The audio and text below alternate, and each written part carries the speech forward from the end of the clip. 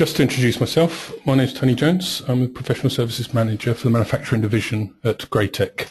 I'm responsible for looking after the team and projects and so on from a manufacturing side of the business. We also have construction and architectural side to work with as well. This afternoon what I want to do is go through digital prototyping and present to you basically what that means, what impact that has on manufacturing and engineering businesses, and also to go through the solution Autodesk has with the design suites, primarily the product design suite. So really, I guess, get started. So first of all, most of you will be aware of this. Within engineering, we have a number of challenges to deal with.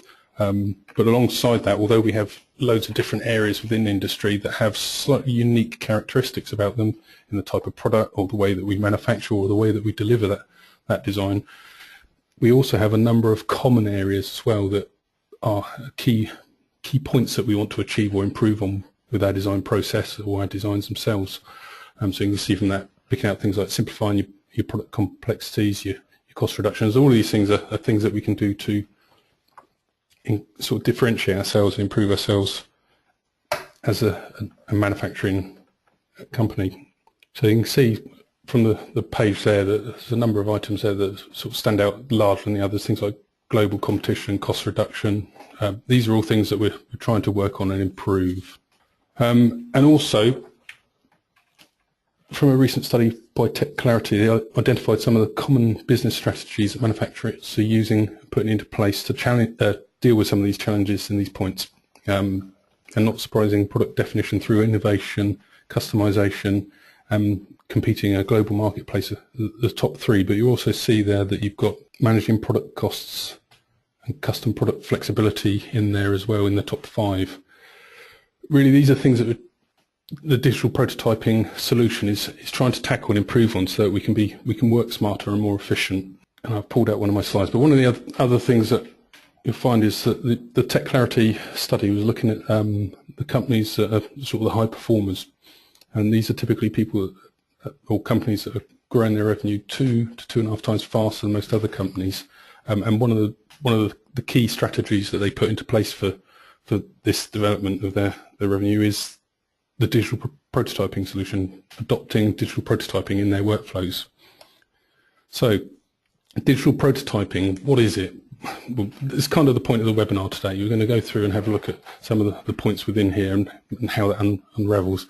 The digital prototyping is basically taking all the information that we work with within the engineering environment and bringing it together in a manageable method where we can transfer information easily and interact with the files in the different environments. So let's have a look at that in a little bit more detail.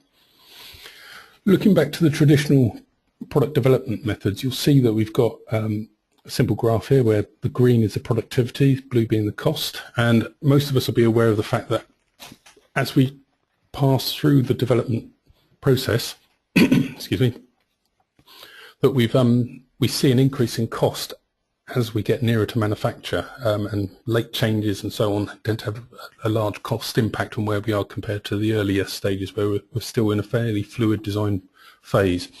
But also in traditional methods where we might be taking a concept from an initial hand sketch on a piece of paper that then has to be drawn up into something rudimentary so that we can start sizing it and understanding the basic concepts of it. And we then move into things like the design and engineering phase where we lay down the detail and take that information and tie down the fits and the tolerances, looking at how components interact and bolt together, access for manufacture and maintenance.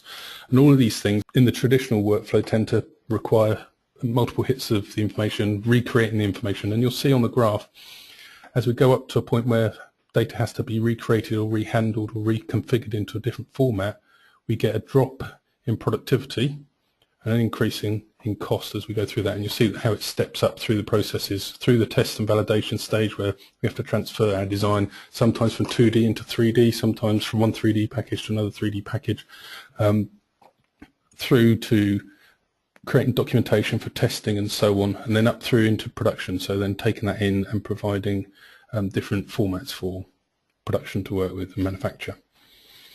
Now, with the digital prototyping process, what we're looking to do is try and achieve a smoothing out of this to reduce the cost and improve efficiency and basically make the whole process work smart. So you'll see, because we're trying to utilize the same data from the very outset to the end of the project, you shouldn't be really having to recreate that data in order to move on to the next stage. You should be able to take that data from the concept sketch, utilize that sketch information to generate the engineering detail, the 3D models, and then use that information further from the 3D models to do things like your simulation analysis, analyzing your designs, looking at your tolerances and fits, and also into producing your documentation, and on from there visualizations as well. So a couple of examples to look at. This one here, you'll see GK Machines. They basically using the digital prototyping method. These are a couple of case studies that have been identified as to utilising the digital prototyping workflows. And they start off with Sketchbook to lay out some basic sketches and ideas and designs. And then that moves on into Inventor, transferring effectively was DWG information into the sketches that are used, and that can then be developed further within Inventor. They then utilise Inventor's professional options for simulation to analyse the parts to make sure that they're strong enough. And once that's all complete and satisfied and confident with the design, moving on into the documentation phase to produce drawings, again off of the same data from within Inventor that automatically updates as you make changes. Another example, Karcher. Again, this is another area of the digital prototyping environment where we're looking at validation and simulation of our products.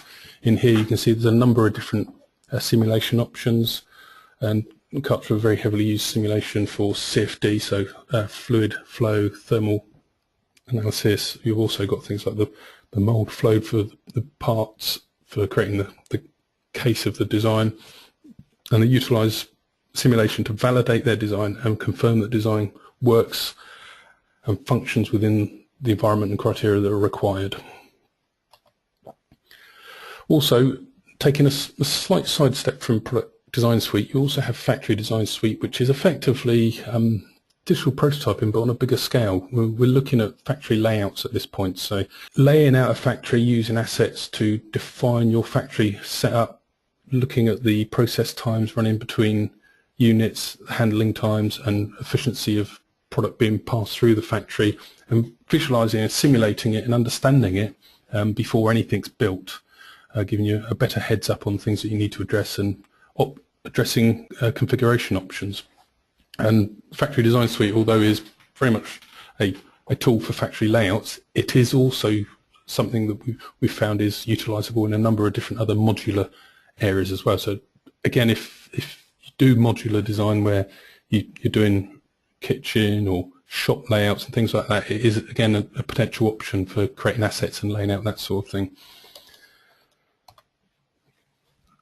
And then the example we're going to look at today, which is the Vimec AB, it's a forestry vehicle. Basically, they use the digital prototyping process to enable you to take the initial concept. In this case, the first part of the loop is using Force Effects, which is an app that you can use on your smartphones and tablets, and analysing a concept just to make sure that mechanically it does what is required, and laying out the concept for what is required for this design. Again, moving that into engineering design into Inventor, and using Inventor's simulation tools in the professional flavour to analyse that design. Move on into engineering documentation with exploded views of components, parts lists and details required for manufacture and assemble, and at the tail end of that to visualise their design as well. So before anything's made, you can get good photorealistic visualisations of your design for brochures, publication, presentations and so on.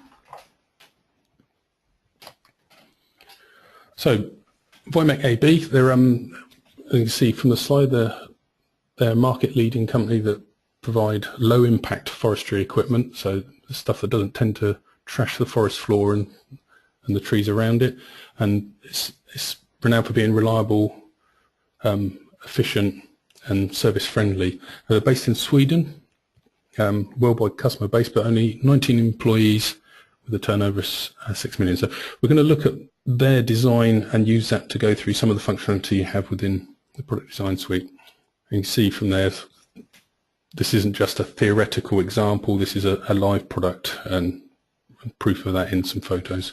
So initially, with the concept stage of things, obviously we could start looking at things like Sketchbook to produce concept sketches to spark an idea from either a sales conversation or conversation with a customer for a requirement, and start laying out some principal ideas.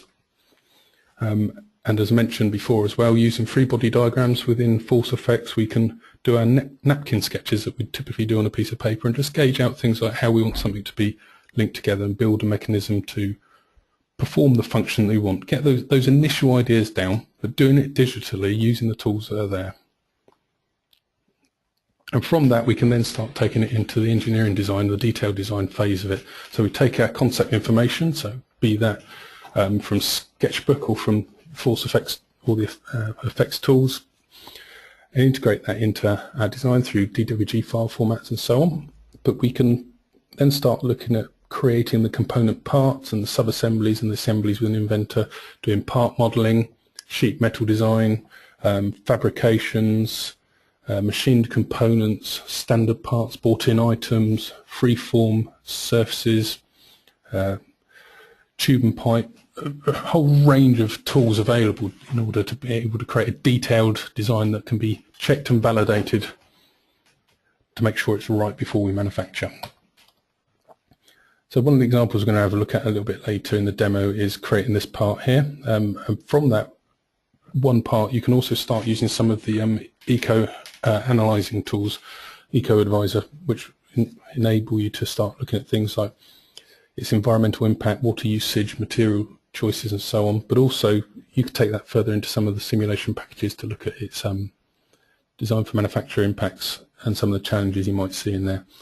With the plastic part tool design, you also have dedicated tools within the Product Design Suite within Inventor to actually create some of the standard features like ribs, vents, bosses, lips, seal edges and so on. Along with standard component design, we can also call upon design accelerators within Inventor, and this you'll find in both professional and premium flavors. They're basically standard design tools, things that are common to engineering design, and there's a whole suite of them in there, from bolted connections, frame generator, shaft generator, spur gears, springs, cams, a whole host of things that are standard design work to typical engineering standards. And the idea behind this is to give you a quick and easy functional design tool that you can start producing components very, very quickly based on standards and save you the time of having to go in and draw up every single aspect of that design. You'll also find within the design accelerators some calculators as well to give you some validation checks along the way. So for the bolted connection, for instance, you can start sizing the bolts, the number of bolts required to hold a certain load, whether it's actually or put into shear as well, and ascertain whether the combination is going to be sufficient for the job you want it to do. Inventor will give you the ability to work with your 3D models, obviously, and develop those, but we can also explode those into presentation files, which enable us to, one, produce a video that we can play back and demonstrate how something is taken apart or put together, but it also enables us to produce a particularly helpful construction drawings for our 2D drawing environment, and those 3D components and those 3D assemblies get placed as views within our drawing automatically, eliminating the need to actually worry about creating every single line and arc required to create a view. And again, we'll go through this and see how quickly we can knock these up in the demonstration. You also have within the Product Design Suite a number of other tools as well. So we've got Inventor, obviously, but we also have AutoCAD, but we have a number of different flavors of AutoCAD. We have AutoCAD, AutoCAD Mechanical, and AutoCAD Electrical. And the AutoCAD Electrical gives you the ability to lay out schematics and systems using intelligent tools to link pins and connectors and define your schematic. But on top of that, it integrates with Inventor as well, so you can work with the cable and harness functionality in Inventor to, again, rather than having to recreate the data in Inventor, use the data that's there and import it into Inventor and make use of it. And in the rooted system, along with the cable and harness, you also have the ability to do tube and pipe design. So that'll be you can do flexible hosing, rigid pipe and bent pipe. And for the bent pipe, you're also able to export your isogen files for tube bending machines and so on. And with all of these, what you gain by using these tools is a more accurate bill of materials. Within Inventor Professional, you'll get some additional analysis tools. So within the Premium, you get a few analysis tools that you can work with, and the calculators within Design Accelerator. But you also have within Inventor Professional some simulation tools. So you have FEA for part and assembly models, which will be for linear analysis. So this is really aimed at doing early analysis within your design process to get a better feel and understanding for your design before you commit to a particular avenue of design or commit to a particular method. It allows you to isolate the better options earlier and therefore have an impact on the design process and costs. But within there you have FEA, which will allow you to do stress analysis on a part file, but again, as I say, linear, so it'd be linear materials.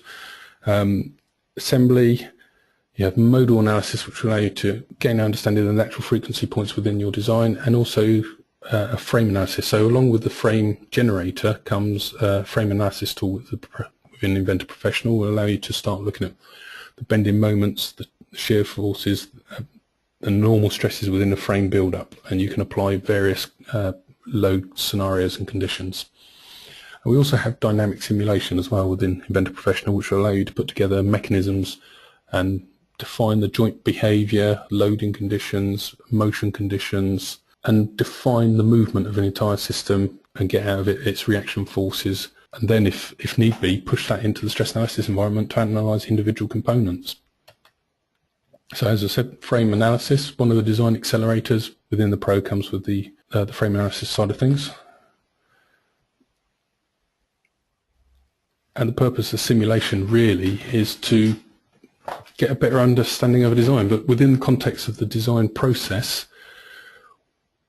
we're hopefully looking to reduce or eliminate the need to create physical prototypes. So as many of us know, the cost of creating a physical prototype can be quite high at times, and it can be a case of creating a prototype, checking it out, testing it, and finding that actually you need to make some changes, at which point you might then do a second prototype, or maybe even third or fourth prototype, until you get to a point where you're happy that the design is doing what you want it to do. Simulation will give you the ability to digitally test these designs without having to make that physical mock-up, and ensure that the stresses and the loadings within that design are adequate. And it may not entirely get rid of the need for a prototype, but it certainly will reduce the number of prototypes that you may need to create. But it also will have an impact on the testing side of things, because you can also spend a lot of money doing certification testing or component testing, and in some cases you may not even be able to do testing. The first build is the production build, in which case either building up confidence in the design or reducing the number of test cycles required, again saving time and money within the design process. For test cycles, if you have to repeat a test cycle, again can be very, very costly. Now, within Inventor, as I said, you get this linear stress analysis, dynamic simulation, and some modal analysis for vibration analysis. But if you want to take your analysis further, you do also have the option of taking your 3D data from Inventor into some of the vertical products, will enable you to do fatigue testing, CFD for thermal and fluid flow analysis, plastic molding analysis. So within Inventor, again, another one that you have available is the ability to do some basic and rudimentary mold flow analysis through the injection molding templates. But you can also take this into mold flow analysis, which will give you much more sophisticated, more detailed analysis of your molded parts. And some of the vertical products we have available be simulation CFD and computational fluid dynamics. You have simulation mechanical, which will allow you to take your stress analysis and dynamic simulation further, so dealing with non-linear stress conditions and materials, buckling, fatigue, event analysis, impact analysis, and many, many more. You have mold flow analysis for injection molding, you have design for manufacture, you have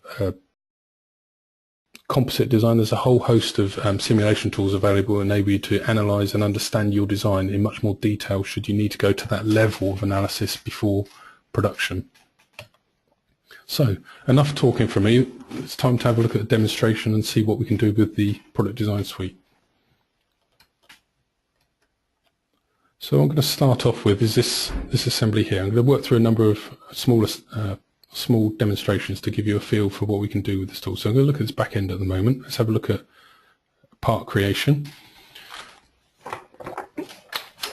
So starting with our part, we're going to create a simple part, and we'll find, if we go in underneath our assemblies, in a good old Blue Peter fashion, I'm going to open up this part.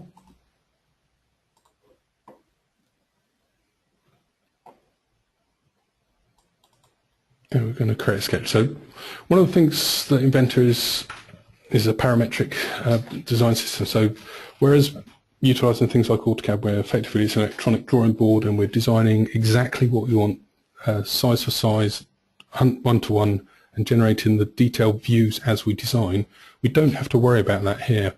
I'm literally just going to go in and lay out a simple profile for this, and looking at the sizes we want to work with, I can start laying out my design fairly quickly. And I set the sizes with my geometry as I go.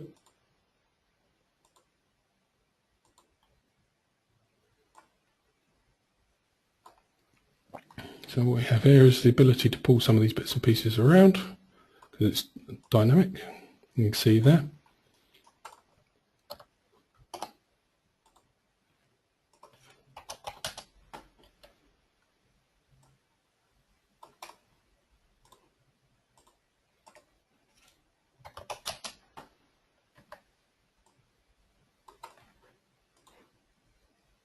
Very quickly, very easily, I can start producing simple design. Now, Inventor understands its dimensions very well, and if I want to go in and change the units, unlike AutoCAD, which is effectively a unit system, we put the units on as a reference afterwards. If I was to go in here and say 1.5 inches, it understands that and makes that change and converts it for me. So that gives me my base sketch. From here I can now start working with this and creating the first of my solids. So I'm going to extrude that, and I can define it, just drag it around, have a dialog box I can work with, or heads up display here. And that allows me to start defining what I've got here. And I can share the information rather than recreating it time after time after time. I can make it visible and share it across different features. So in this case, I'm now going to extrude the middle part here, but I don't want it up to the same length. I want it to be 125mm, but it's dependent on the depth of this other part. So what I can do here is I can go in and say, show me the dimension of that part, link my extrusion depth to that value, which is track the dimensions identifier, take 25mm off of that. So that if I go in and edit the first one, let's say make that 200 deep, the other one will update itself accordingly and will always be 25mm shy of the other one. Put that back to 150. So next what I want to do is introduce some draft to the outside of this.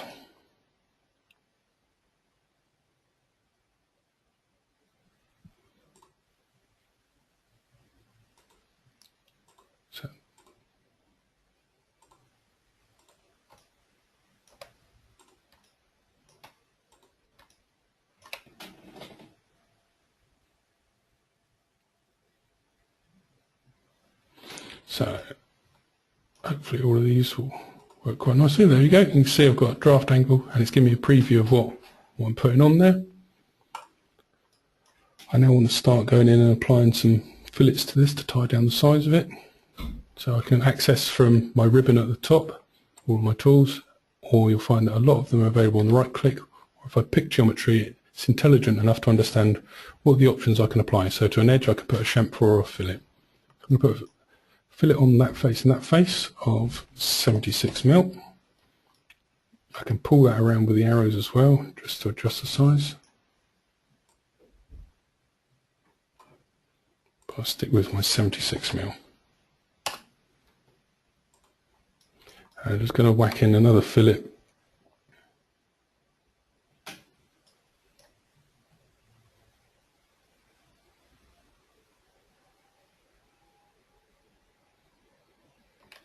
In fact, actually, I think I might change that. And one of the things you can see from here is I can go in and change the features at any point along the line that I want to. So this time, actually, I think what I will do is put 20mm fillet on there. And you can see those changes take effect.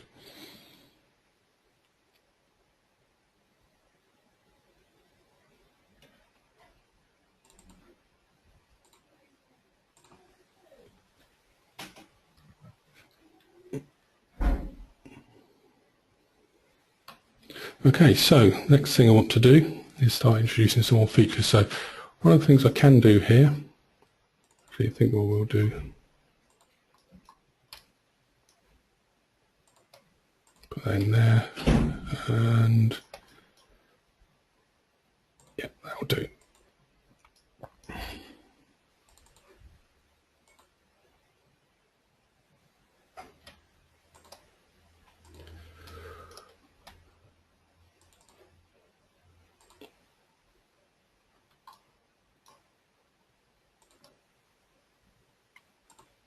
Yeah, that should do us. Right, okay, so what I want to do now is I want to put a raised area in here so I can create geometry based on what's already there. So I can create work planes, enabling me to put in additional information in. And like I said earlier, reusing geometry that's already available, I can project and utilize information that's already there rather than having to draw it again myself. So one of the nice parts of working with digital prototyping is it enables me to produce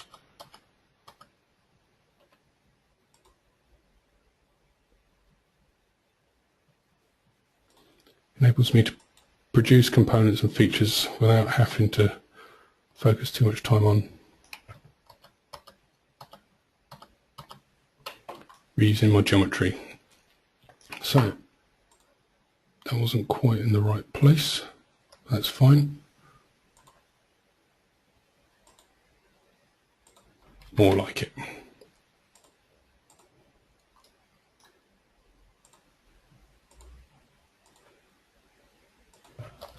Just slice that away so I can see inside. So now what I'm going to do is produce an arc that comes off of here.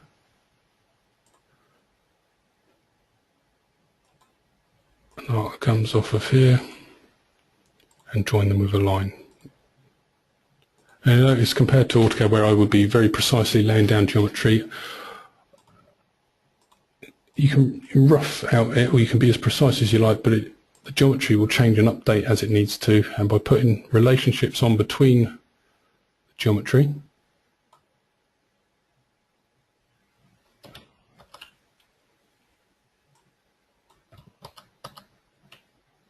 let's put control in there to set its size.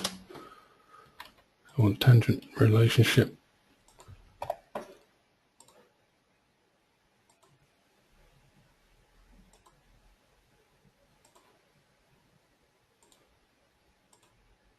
There, bring that around a little bit, don't want it quite that big, and tangent relationship between that arc and that arc, make them the same size, perhaps put a size on there as well, just to define that, say 150, there we go, create geometry on, I'll create the sketch on geometry that's already there, extrude that, say bidirectionally 100 millimeters. That creates our feature there. Just pop in some finishing details here. So again, some fillets. I'm going to go with, let's say, an 8mm fillet in here.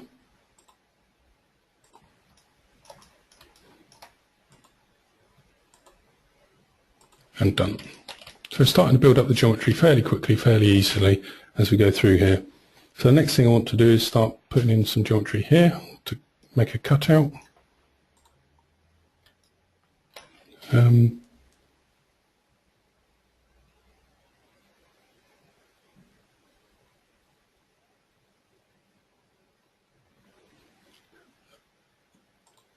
so let's project that on there. And using our center point rectangle tool, I can set a square going here. Let's extrude this down through. As soon as I flip direction, it understands it's going to be cutting away. In this case, I want it 305 deep.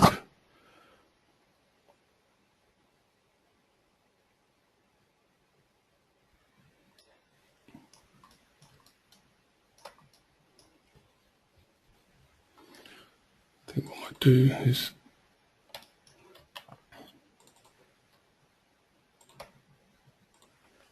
okay.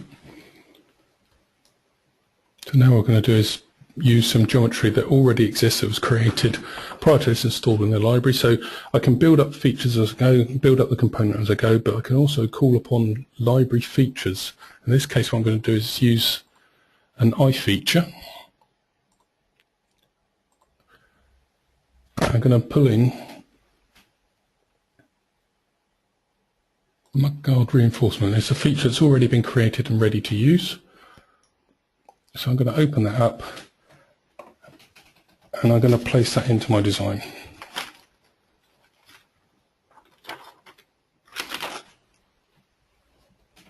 So starting with that edge, that point, that face and that face.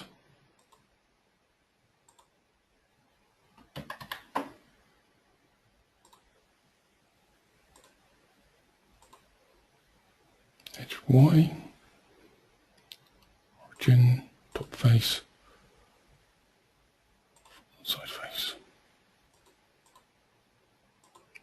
Excellent. So in this case, I've managed to break it.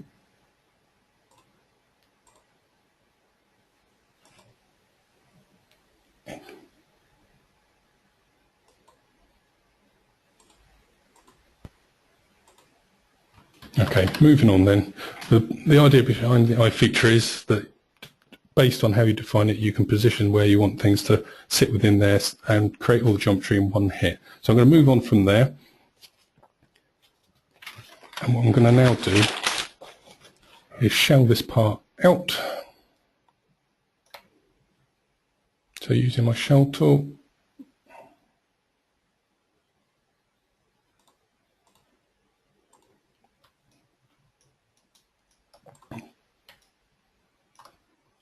take out all the faces that I don't require, set my thickness, and I can again, like loads of controls that allow me to vary the thickness of bits and pieces that are being put in here.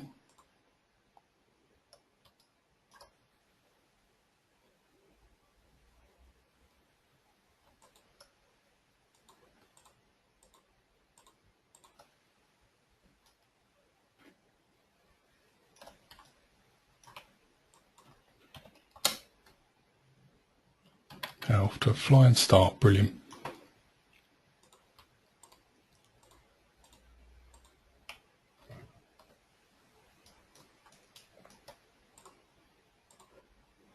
And shell that part out ready to go. So the next thing really to do on here is I can go in and start adding further features in here. And I can fill it off the side of here, tidy up, set a 150 value in there. Let's bring it back down to 100 maybe. More like it, so 100. So based on the geometry and the sizes that are available, start controlling the sizes that are there. In this case 50 is looking a little bit too much, so I can within the same tool go in and define different sizes.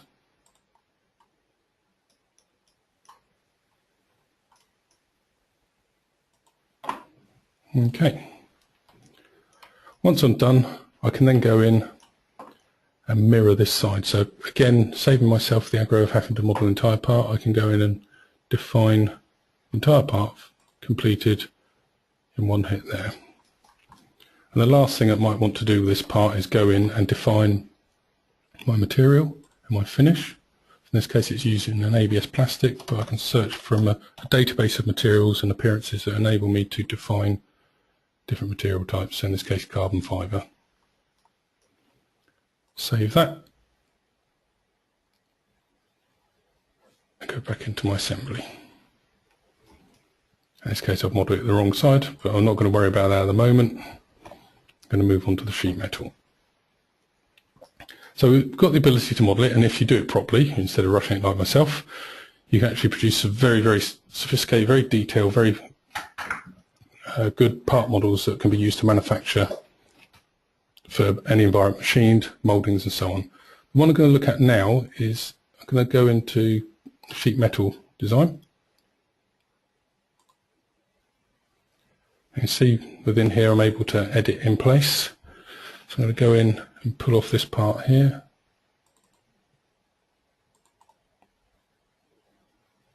Let's open that up.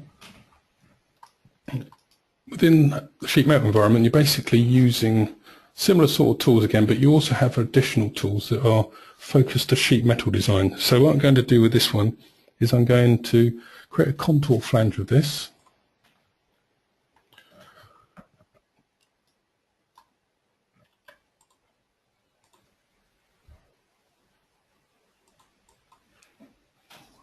That's 350 deep, and we're going to basically use this to enable us to develop a sheet metal part.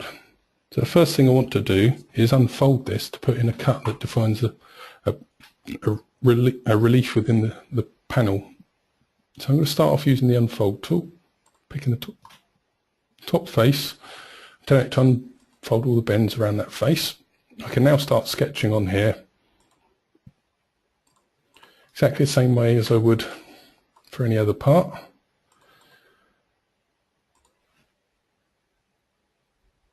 I'm going to put a cut in here.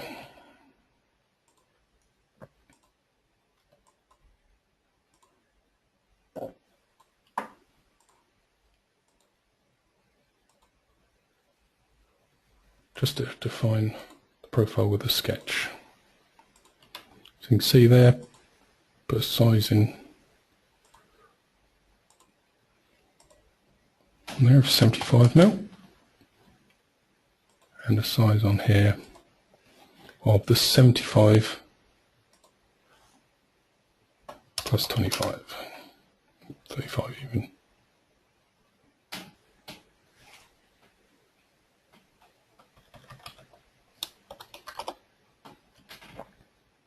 So I can link the dimensions together, or I can put a flat value in there to define it that way. So finish that, cut that away, and because it understands that sheet metal uses a cut and understands the thickness that it needs to, and then what I can do is go in and refold that based around there and return all bends. And you'll see that that will cut that away for me perfectly. So the next thing I want to do is start using some flanges. So I'm going to go in and put a flange on here, and I can control its depth. So in this case I'm going to say 35mm deep flange, but I also can control the angle as well. So I can adjust the angle of there coming through.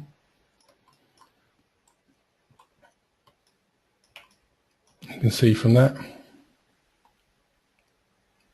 very quick and easy flange to place, but we've got quite a lot of control over the flange tool as well, because you can create some offsets on it. Very versatile, very quick, very easy tool. Again, the idea behind this being able to create a sheet metal part that we can then go on and create flat patterns and so on. So I'm just going to put a corner seam in here to tidy up the way it's put together. Let's go with that. Yep. And that sorts itself out based on the rules for the sheet metal.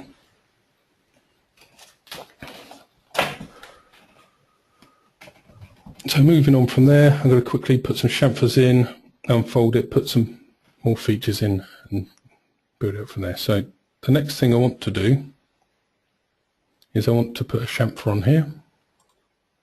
I'm going to do it based on two distances, and I can pick the edge and the face, 75,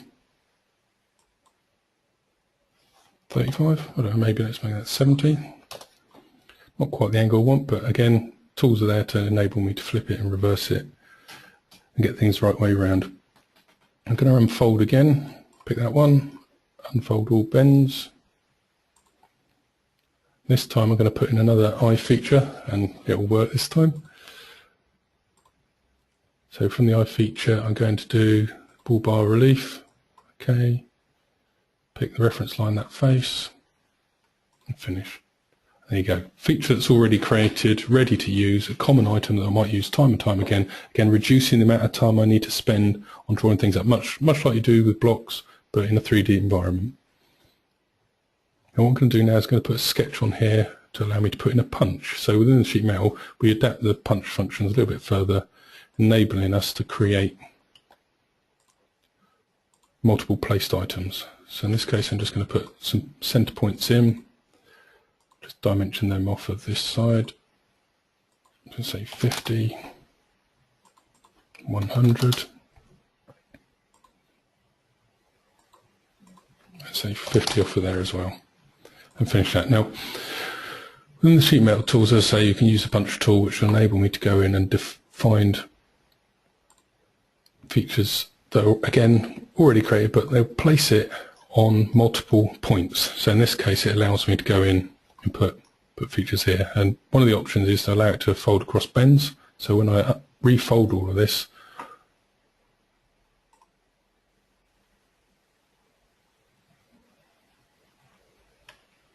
I hope I do it on the right one.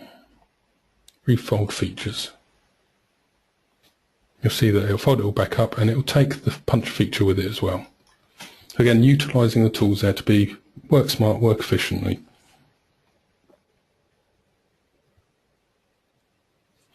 Last thing I'll do is just quickly knock some external corners on to take the sharp edges off. Just take edges off of here, here and here.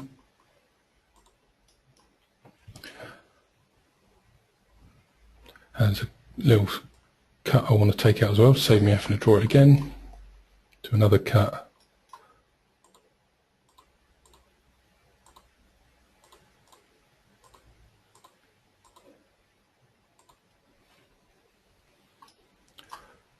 And again, like I did with the previous part, I can mirror the entire part,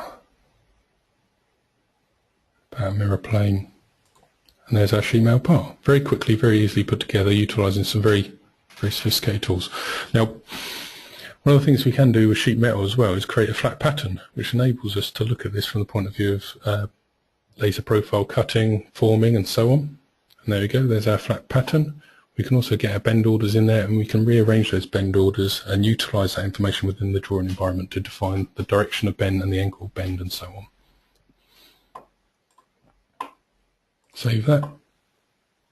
Return back to my assembly and see it in place. So that gives you some of the sort of the basic functionality that you can do within here. Conscious of the time as well, we haven't got a huge amount of time left. We also have within here the design accelerators I was mentioning before. I think what I'll do is I'll just quickly give you a sort of flavour for that. If I go into the powertrain, we have within here a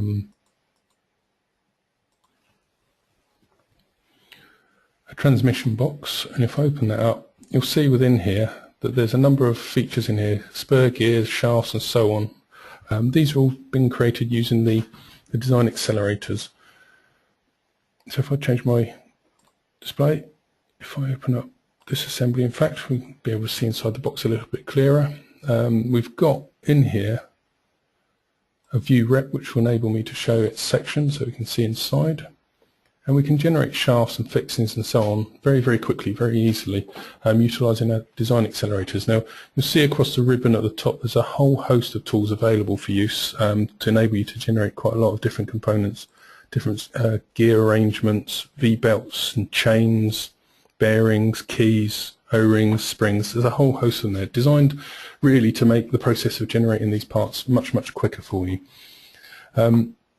Now, the time I've got available, I was hoping to go through and create a shaft and a spur gear to go in here, but time's a bit short. So what I will do is I'll finish off with a bolted connection, which is a nice, quick, easy one to do. So I'll go back into my Vimec one. Bolted connection, to be honest, they all work much the same, so different information to be defined, but I can go in and define fixings in here.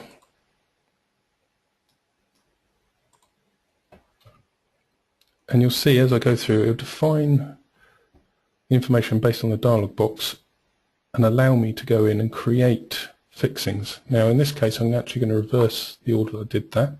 So the start face is here, the existing hole is here, and the end face is here.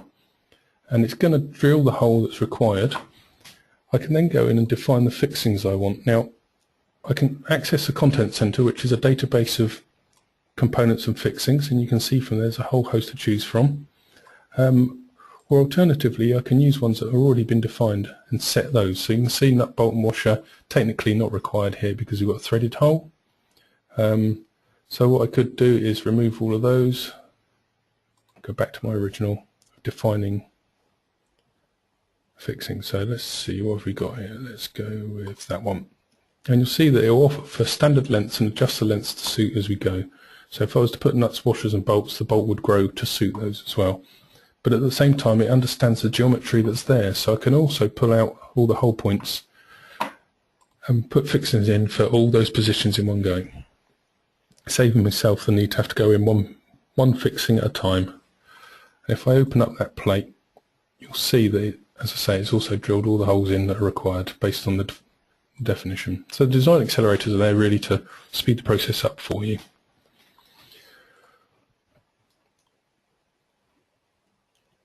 So quickly moving on to a couple other areas. Tube and pipe. One of the areas that we have is tube, pipe and cable and harness. I can quickly go through and show you an example of this. If I go into rooted system, so it will turn off the visibility of some of the components so we can see inside here. And within here you have the ability to do tube and pipe systems, and you have dedicated assemblies for this that understand tube and pipe and the rules, the bend limits and so on. So I'm in my tube and pipe environment, and you'll see that I've got access to pipe runs and styles, and I can define gravity for runoff directions, export of bill of materials and isogens. I'm going to go in and edit this run here because I want to connect up between 2 points. So just create a new route. I'm going to route it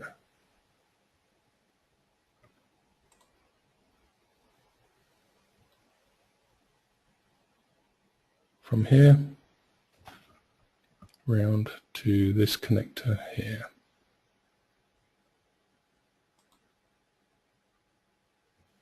Then it will ask me to define the route for the pipe. A little bit of lag on this, so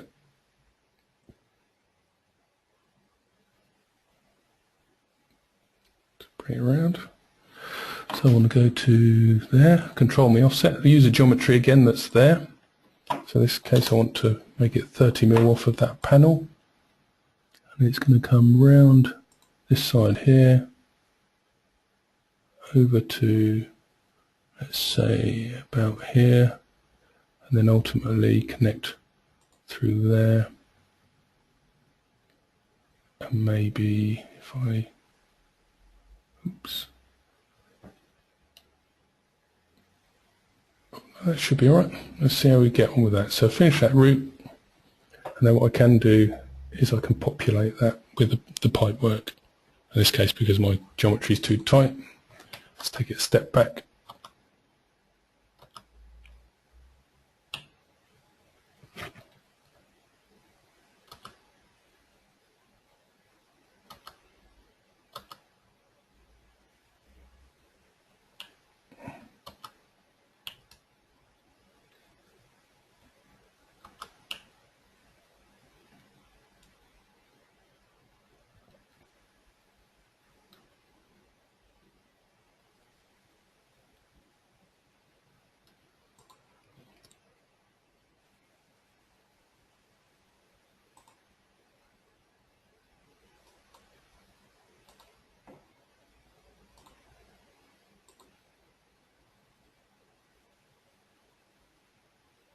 Try that again. So into there. into there.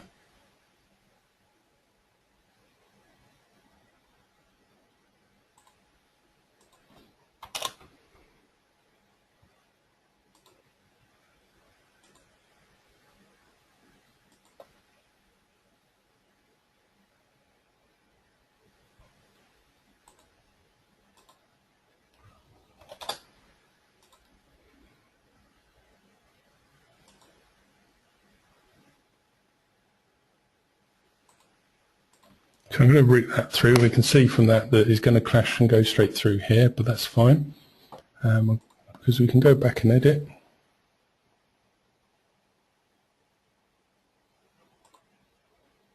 Populate that route and you see it puts the pipework in.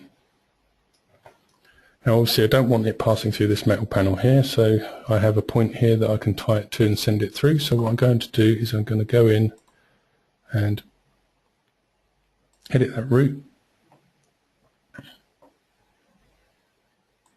I'm going to add a node to here, let's say about there for the minute so I can see it, and I can include the geometry that's in here. So let's take that work point there and then constrain that point.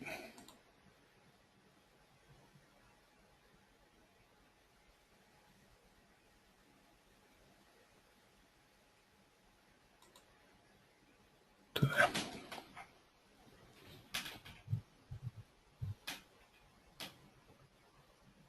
There we go. So very quickly, very easily, we can start putting tube and pipe information in there, and we can take off pipe lengths and information based on that. We also have the ability to integrate AutoCAD Electrical within here, which allows me to go in and define routes between connectors. Now, within AutoCAD Electrical, as I said earlier, you have the ability to go in and look at the schematics, match up pins and connector names and numbers, and you can export that information from AutoCAD Electrical to Inventor as an XML file, and you can utilize that XML file to capture all the information about the wires, the pin numbers, the connectors they go to, and bring that straight into the Inventor model. So again, reusing our data rather than having to recreate it each time. So what I'm going to do here is I'm going to create a quick segment. So come out of my tube and pipe environment, and I'm going to go into my cable and harness environment, and I'm going to add some segments in to define my cable points.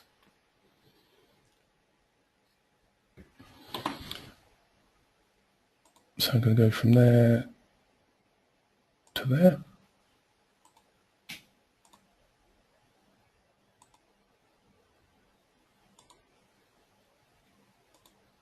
And then from there into there.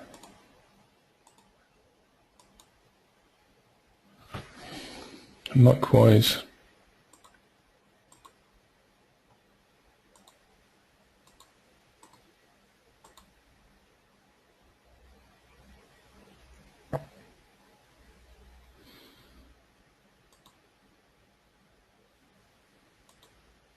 and this is really just representing the jacket of the cable that I want to put into place. And from here I'm going to take a segment off of here, and again I can use my offsets. Can I say 10 mil?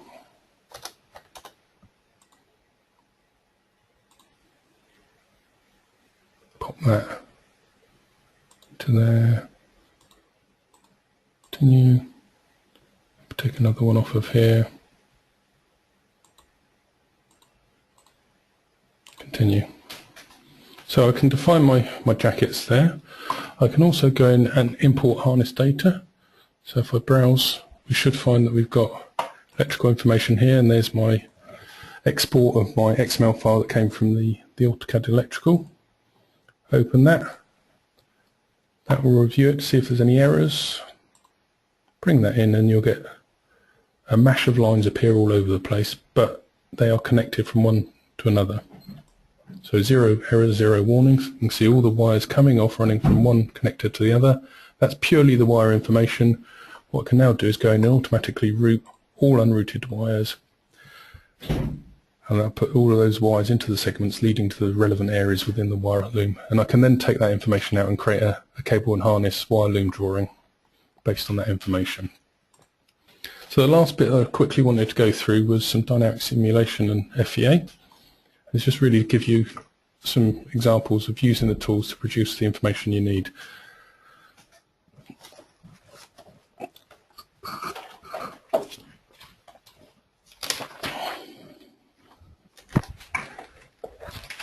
So what I'm going to do for the simulation side of things is I'm going to open up the arm that goes on the back. We saw in the presentation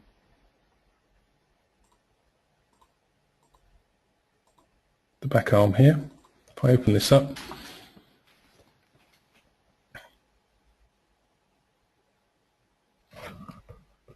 and what we can do with this is we can start analysing the loads that are going on within this part here. We're going to demonstrate this moving around. In fact, actually, let's open that one up. That'd be better because that one has a log in, so we can take into account the log. So if I open up this part, we have within professional a number of analysis options, stress analysis and so on. I'm going to go into dynamic simulation for this one. And within here, as I said earlier, you're able to create joints, set up the conditions for those, set up conditions for movement. In this one, already set up, so we'll see the arm moving about. You have a simulation player. You'll see running down through here all the various joints that are created for each connection, and you'll notice also that it's 2D geometry. It doesn't necessarily have to be 3D geometry. And for each of these, for instance, let's take one of these joints. If I go to the properties of this, I can control all the conditions of that, but I can also go in and control its position, its torque, its velocity,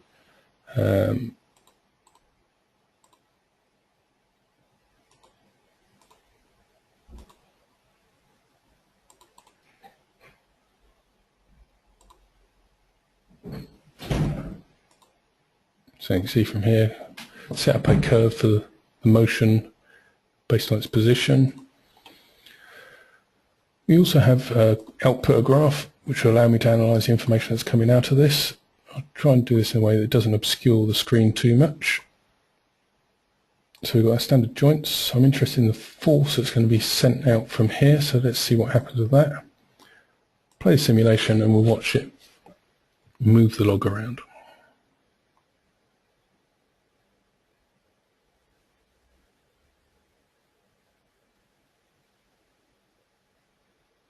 As you can see, as it's moving around, the loads are being transferred through the parts, and at that joint we're seeing the force that's being applied to that joint at various stages of the motion.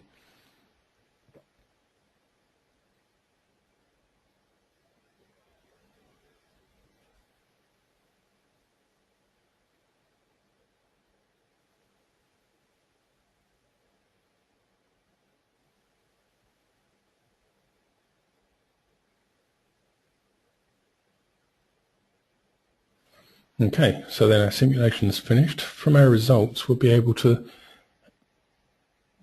pass through them and move up and down through, trying to find key points of interest to us. In this case, what I'm interested in getting is our maximum stress. So I just right click, search out max. That gives me that value, and I can pick that and export that to the stress analysis environment. So in this case, it's this component here I'm interested in. Ask me to define some of the constraints that affect it. So that's held there and there. So not only can I analyse the forces going through my system here, I can go and take it out into the stress analysis environment. And again, back in here, create a simulation to understand what's going on. Import the values I pull through from my dynamic simulation. It translates all those constraints and loads for me. When it's complete, I can simulate. This will run through doing an FEA analysis on this part so we can see where the stress points are within this design.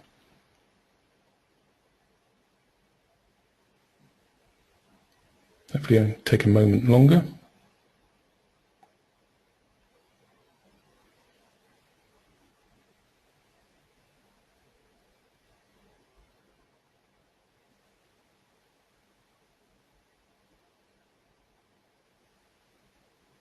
And there we are, complete. I'll just turn off the labels for the forces. And you can see from that we've got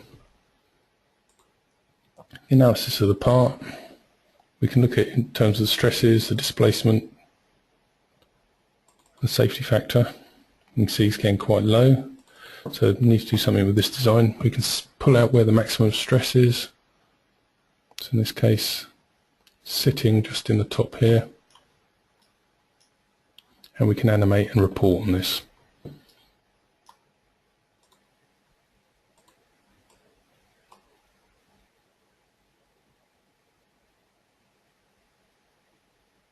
Okay.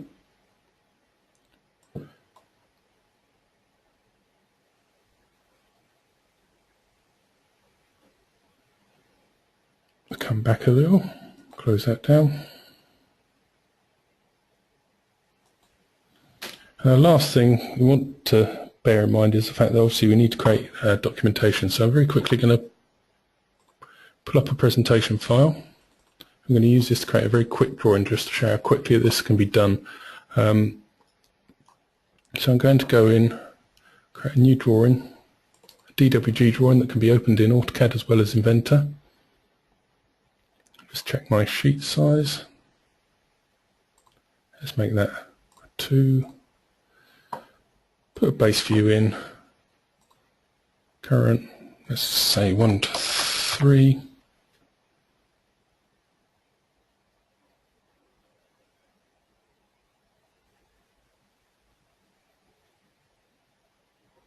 Maybe a little bit too large there, didn't catch the 3 obviously. And very quickly, very easily, I'm able to generate view information within my drawing environment. Along with that, we've got a whole host of annotation tools we can utilize to give us a full list. I can go in and put a parts list in, so I'm going to say parts only. And that will allow me to pull through my parts list for this design. And I can also go in and balloon. Now I'm going to use the auto balloon in this instance. So I'm going to say horizontal, let's grab, say, all of those components, including that one. Place them below, and let's maybe do a vertical one, grabbing the remaining components here that have been missed. Like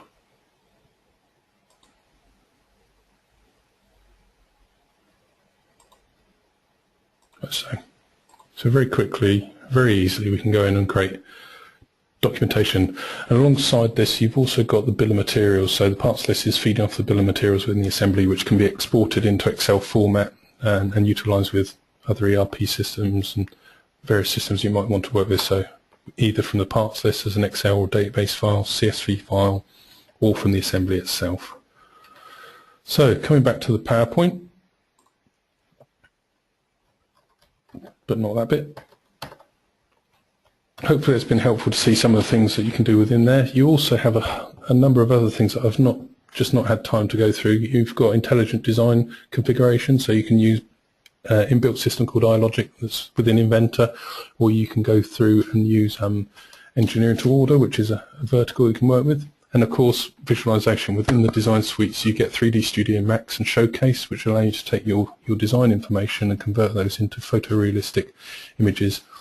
On the screen you can see at the bottom there's the middle being 3D Studio Max, where you can start doing animations and high-end renders, and to the right of that, real-time rendering using Showcase, an example of an engine that's been put through that process.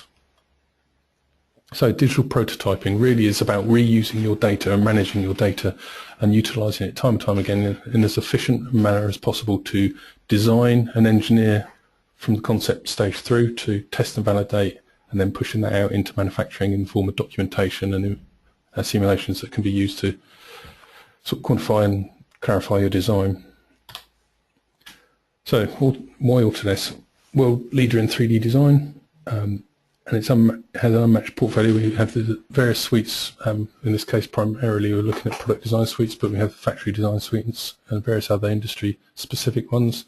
And we have 10 million users worldwide in more than 800,000 companies. So that's kind of it. I've run over a little bit, but I'm trying to open it up to questions now. I'm conscious of the fact that we have limited sound and I can't see anybody. So I guess, any questions? It may be easier actually thinking about it with the lack of sound, if you do have questions, to contact us. What I'll do is I'll put my email up on the screen for you so that you can make a note of that.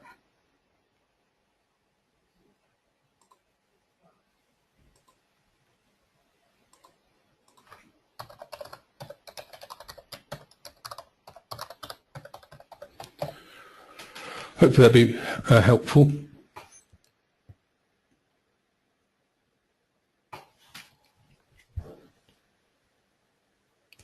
There's a couple of questions that I can see in there. I'll just pull those off onto the screen a little bit so I can read them a little clearer. So we've got 2D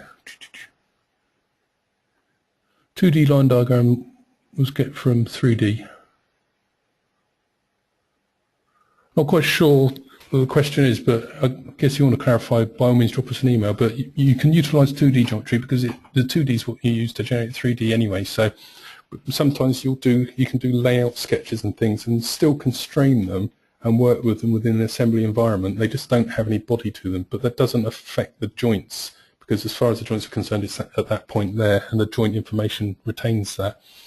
The version of Inventor I was using was Inventor Professional, which will give you cable and harness, tube and pipe, and the simulation tools. And any other questions? But I'll leave my email up on the screen for a little bit, just so you can take a note of that. And by all means, drop us an email, and certainly I'll try and get back to you. If not, I'll get one of my colleagues to come back to you with an answer.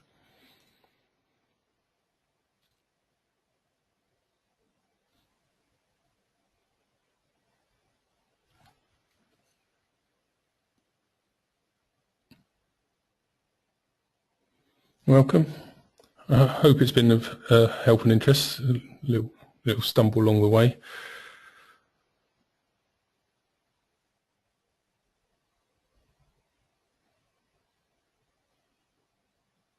There's an awful lot to get through in an hour. You could probably have done, without rushing a little bit, done an hour and a half, 2 hours easily, but then that would be a long time for you to listen to my voice. In that case, I'll close the session down now, and if you want to quickly make a note of my email, by all means, get in contact.